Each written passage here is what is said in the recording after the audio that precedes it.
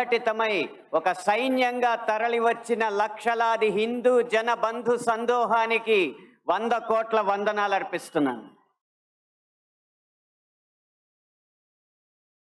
సమకాలీన సమాజంలో చలనచిత్రం అనేది కళా ప్రదర్శనకి ఒక ముఖద్వారంగా మారింది. అది వెండి తెర మీదైనా, ఉల్లి తెర మీదైనా, మన చేతుల్లో ఉన్న బుజ్జి తెర మీదైనా ఈ చలనచిత్రమే సంగీత, సాహిత్య, నృత్య, నటనాది కళారూపాల ప్రదర్శనకి ముఖద్వారంగా మారింది. అయితే వచ్చిన చిక్కల్లా ఏంటంటే, చలనచిత్రం, సినిమా అనేది ఒక వ్యాపారాత్మకమైన కళాత్మకమైన వ్యాపారం. వ్యాపారానికి కళాత్మకతని, కళాత్మకకి వ్యాపారాన్ని జోడించే క్రమంలో హిందూ ధర్మానికి కళంకం కలిగిస్తూనే వస్తుందన్న సత్యాన్ని నేను బాహాటంగానే అంగీకరిస్తున్నాను. అయితే మరే రంగానికి చెందిన వాడినో అయితే జరిగిన ఈ తప్పుకి విమర్శించవచ్చు, జరుగుతున్న ఈ నేరాల్ని వేటిపైన విరుచుకుపడచ్చు. కానీ అదే సినీ రంగానికి చెందిన వాడిని కాబట్టి ఇప్పటిదాకా జరిగిన ఈ హైందవ ధర్మ వ్యక్తిత్వ హననానికి యావత్ ఈ హిందూ సమాజం ముందు సినీ రంగం తరపున క్షమార్పణలు సమర్పిస్తూనే నేను ముందుకు వెళ్తున్నాను. ఆ క్షమార్పణలు కనుక నేను సమర్పించకపోతే ఇంకొక మాట మాట్లాడే అర్హత కూడా నాకు లేదు. అయినా ఇక్కడ 4 మాటలు మాట్లాడడానికైనా నాకున్న ఒకే ఒక్క అర్హత ఏంటంటే, ఇక్కడ ఈ హైందవ శంఖారావాన్ని, శంఖనాదాన్ని పూరించిన విశ్వ హిందూ పరిషత్ నిర్వహించిన సరస్వతి శిశు మందిర్లో నా ప్రాథమిక విద్యా అభ్యాసం జరిగింది కాబట్టి.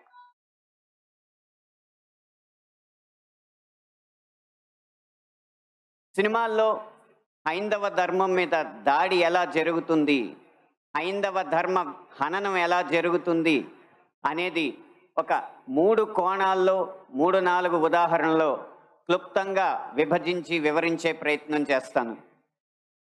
ఇక్కడ దాడి 3 కోణాల్లో జరుగుతుంది. అందులో ఒకటి కావ్యేతిహాస పురాణాలని వక్రీకరించడం, 2 తెర మీద కనిపించే పాత్రల్లో వినిపించే పాటల్లో హైందవ ధర్మాన్ని దుర్వినియోగం చేయడం, 3 తెర వెనక మా ముందు అన్యమతస్థుల ప్రవర్తన. ఈ 3 అంశాల్లో మొదటిది కావ్య పురాణేతిహాసాల వక్రీకరణ. వాల్మీకి రామాయణం, వ్యాస భారతం భారత సాహితీ వాన్మయ శరీరానికి 2 కళ్ళ లాంటివి. కానీ అదే వ్యాస భారతాన్ని, అదే వాల్మీకి రామాయణాన్ని వినోదం కోసం వక్రీకరించిన సందర్భాలు కోకొల్లలు. గత కొన్ని సంవత్సరాల ముందు వచ్చిన చిత్రాల నుంచి నిన్న మొన్న విడుదలైన కల్కి చిత్రం వరకు కూడా కర్ణుడికి పాత్రకి అనవసరంగా ఆపాదించిన గొప్పతనాన్ని చూసి ఒక సినిమా రంగానికి చెందిన వ్యక్తిగా నేను సిగ్గుపడుతున్నాను, నిర్మోహమాటంగా చెప్తున్నాను. అది కూడా ఈ కృష్ణా జిల్లా గడ్డ మీదే నిలబడి చెప్తున్నాను. అప్పటి చిత్ర దర్శకులు, ఇప్పటి చిత్ర నిర్మాతలు ఇదే జిల్లా వారికి చెందిన వారైనా సరే పొరపాటు అని మనం చెప్పకపోతే ఈ హైందవ ధర్మంలో పుట్టినట్టు కాదు, ఈ హైందవ ధర్మాన్ని ఆచరించినట్టు కాదు, హిందువుగా ప్రకటించుకోవడం వ్యర్థం అని చెప్పి ఘంటాపథంగా తెలియజేస్తున్నాను. ఇప్పుడే ఈ సభలో, ఈ గొప్ప సభలో సత్యవాణి గారిని అభినవ ద్రౌపదిగా వక్తలు అభివర్ణించారు. ఆవిడే ఒప్పుకుంటారా? నిండు సభలో ద్రౌపదిని వలువలు వలచండి అని సలహా ఇచ్చిన కర్ణుణ్ణి సూర్యుడు అంటే సత్యవాణి గారు లాంటి మహిళా మండలి ఒప్పుకుంటారా? గంధర్వుల్ని చూసి, గంధర్వ సైన్యాన్ని చూసి ప్రాణమిత్రుణ్ణి కూడా వదిలేసి ప్రాణభయంతో పరుగులెత్తిన కర్ణుణ్ణి ధీరుడు, సూర్యుడు, వీరుడు అంటే ఈ హైందవ సమాజం ఒప్పుకుంటుందా? ఇలా ఎన్ని విధాలు చూసినా దానంగా వచ్చిన రాజ్యంలో తనకొచ్చిన కొద్దిపాటి సంపదని ఏదో దానాలు చేసినంత మాత్రాన ధర్మరాజు అంత గొప్ప దాత అని చెప్పి కర్ణుడిని అంటే మన సమాజం ఒప్పుకుంటుందా? నిన్న మొన్న వచ్చిన కల్కి సినిమాలో అగ్నిదేవుడు ఇచ్చిన ధనస్సును పట్టిన అర్జునుడి కంటే సూర్యుడు ఇచ్చిన ధనస్సు పట్టిన కర్ణుడు వీరుడు అని చెప్తుంటే యుద్ధంలో నెగ్గేది ధనుస్సా ధర్మమా అని ప్రశ్నించకుండా మనం ఊరుకుంటామా? ఒక్క భారతంలోనే కాదు, వాల్మీకి రామాయణంలో రాయి ఆడదైనట్టు, రాళ్లను తేల్చి వారధైనట్టు, రాముడు లవకుశుల మధ్య యుద్ధం జరిగినట్టు, ఇలా చిత్రీకరణకు అందంగా ఉండడానికి ఎన్నో అభూత కల్పనలు, ఎన్నో వక్రీకరణలు జరుగుతుంటే ఇంకా మనం ఇలా ఊరుకుంటూ ఉంటే ఎన్ని సినిమాలు ఎలా వస్తాయి?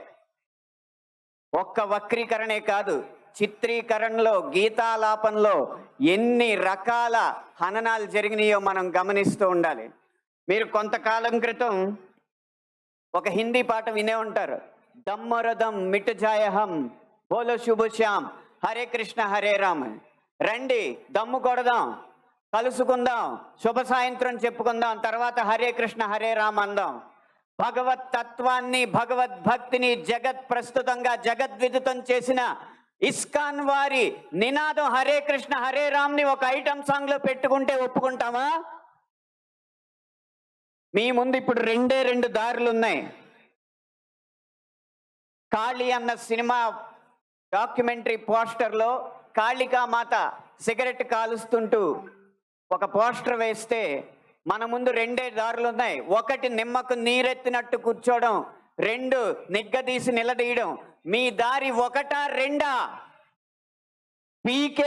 పీకే అన్న సినిమాలో రాయి మీద పాన్ పరా కూసి అదే శివలింగం అని చెప్పి వెటకారం చేసి అన్య మతస్థుల మందిరాల్లోకి మాత్రం వెళ్లకుండా వాళ్ళు తరిమి కొట్టినట్టు తెలివిగా తప్పించుకున్నారు. అప్పుడు మన ముందు రెండే దారులు ఉన్నాయి, నిమ్మకు నీరెట్టినట్టు నుంచోవడం, నిగ్గదీసి నిలదీయడం. మీ దారి ఒకటా రెండా? కాస్మిక్ సెక్స్ అన్న సినిమాలో ఇంత అద్భుతమైన పీఠాధిపతుల ఆహార్యాన్ని అనుకరించి గురువులు, పీఠాధిపతులు వచ్చిన శిష్యురాలతో శృంగార కార్యకలాపాలు చేస్తున్నట్టు చూపెడుతున్నారు. మీ ముందు రెండే దారులు ఉన్నాయి, ఒకటి నిమ్మకు నీరెత్తినట్టు కూర్చోవడం, రెండు నిగ్గదీసి నిలదీయడం. మీ ఆప్షన్ ఒకటా రెండా? ఎంఎఫ్ హుసేన్ లాంటి చిత్ర దర్శకుడు, చిత్రకారుడు సరస్వతి, దుర్గా మాతల బొమ్మల్ని అశ్లీలంగా వేసినప్పుడు వారి కోవలోనే అక్రమ్ హుసేన్ అనే చిత్రకారుడు కృష్ణుణ్ణి బార్లో ఉంచి గోపికల్ని బికినీల్లో చిత్రించినప్పుడు మన ముందున్న దారులు రెండే రెండు, ఒకటి నిమ్మకు నీరెత్తినట్టు కూర్చోవడం, రెండు నిగ్గదీసి నిలదీయడం. మీ దారి ఒకటా రెండా?